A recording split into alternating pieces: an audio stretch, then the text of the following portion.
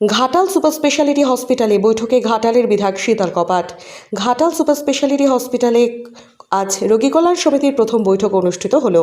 বৈঠকে উপস্থিত ছিলেন শীতল কপাট। হাসপাতালের সার্বিক উন্নয়ন ও পরিষেবা আরও উন্নত করার লক্ষ্যে একাধিক গুরুত্বপূর্ণ বিষয় নিয়ে আলোচনা করা হয়।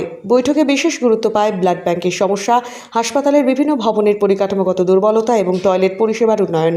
এছাড়াও রোগী ও তাদের পরিবারের সদস্যদের কিভাবে আরও ভালো পরিষেবা দেওয়া যায় তা নিয়েও বিস্তারিত আলোচনা হয়। গরমের সময়ে রোগীদের স্বস্তি দিতে হাসপাতালের বিভিন্ন ওয়ার্ডে এসি বা কুলার বসানোর বিষয়েও আলোচনা করা হয়। হাসপাতালকে আরও আধুনিক ও উন্নত পরিষেবা সম্পন্ন করে তোলার লক্ষ্যে ভবিষ্যতেও ধারাবাহিকভাবে কাজ করার আশ্বাস দেওয়া হয়। এই বৈঠকে উপস্থিত ছিলেন হাসপাতালের সুপার, ঘাটাল মহকুমা শাসক, ঘাটাল থানার ওসি সহ রোগী কল্যাণ সমিতির সদস্যরা।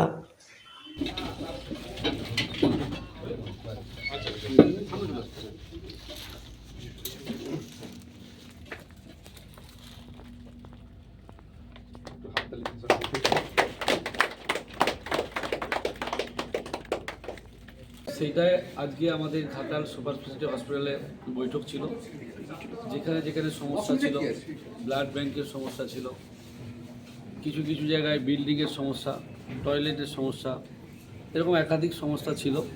সেই সমস্যাগুলো সমাধান করে কীভাবে আমরা এগিয়ে যেতে পারবো, পেশেন্ট বাড়িকে কীভাবে আমরা বেটার পরিষেবা দিতে পারবো, সেটা নিয়ে আমাদের বিস্তারিত আলোচনা হয়েছে। আমাদের এই হসপিটালের সমস্ত স্টাফেরা ছিলেন, সুপার ছিলেন, আমাদের এসডিও সাহেব ছিলেন, আমাদের ডাক্তারবাবু এসকে পাল ছিলেন, আরও অনেকেই ছিলেন, ওসি ছিলেন। এরকম সবাই মিলে আলোচনা করেছি যাতে আগামী দিন ঘাটাল হসপিটালে আমরা বেটার পরিষেবা দিতে পারি এবং এই বিল্ডিং যেগুলো পুরনো বিল্ডিং রয়েছে সেগুলোকে কীভাবে আরও পরিষ্কার পরিচ্ছন্ন করে পেশেন্ট পার্টিকে আমরা পরিষেবা দিতে পারি।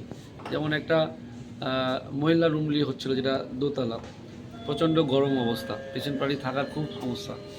সেটাকে আমরা সবাই মিলে আলোচনা করেছি যে তো 3 তলা করা সম্ভব নয়, যদি এসি বা কুলার বসিয়ে পেশেন্টকে পরিষেবা দেওয়া যায়। এরকম একাধিক বিষয়গুলো আমরা আলোচনা করেছি। দেখা যাক আমরা কতটা করতে পারি। তবে এইটুকু আমরা বিশ্বাস রাখি, ডবল ইঞ্জিনের সরকার, নতুন সরকার এসছে, যেই সরকারের নবনির্বাচিত মুখ্যমন্ত্রী শুভেন্দু অধিকারী মহাশয়, তিনি সব দিকগুলোই দেখছেন। আমাদের এখনও পর্যন্ত সম্পূর্ণ মন্ত্রিসভা হয়নি, এটা হওয়ার পর আশা করছি আমরা বেটার পরিষেবা পাবো, ঘাটাল সুপার স্পেশালিটি হসপিটালকে আরও বেটার করে তুলতে পারবো, এটুকু আমাদের আশা পাচ্ছে। সেই বিষয়টা কি তুলবেন? এই বিষয়টা এখনও ততটা পরিষ্কার হয়নি। এজেন্সি মারফত অনেকেই চাকরি করছে, টেম্পোরারি বলতে পারি, কন্টেক্সচুয়াল বলি না, যাই বলি না কেন, যে সমস্ত স্টাফেরা সঠিকভাবে ডিউটি করছে না সেগুলোকে আমরা পরিবর্তন করার চেষ্টা করব। আর যে সমস্ত স্টাফেরা মানে কী বলে সমকাজে সমবেতন, যারা এতদিন ধরে কাজ করছে, সময় দিচ্ছে, সম্পূর্ণ বেতন পাচ্ছে না, সেটাও আমরা দেখার জন্য বলবো।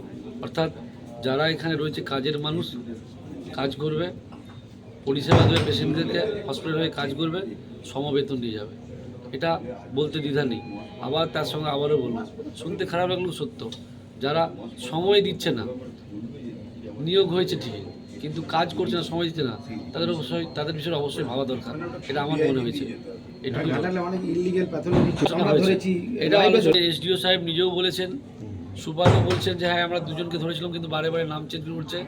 আমরা আমাদের ঘাটাল থানার লোকাল যিনি ওসি আছে ওনাকেও বলেছি যে এগুলো আপনারা দেখুন, যাতে এই ধরনের কেউ বেআইনি কাজ না করতে পারে। আমরা সবার সহযোগিতায় সবাই চেষ্টা করে বেআইনি কাজ বন্ধ করতে পারি।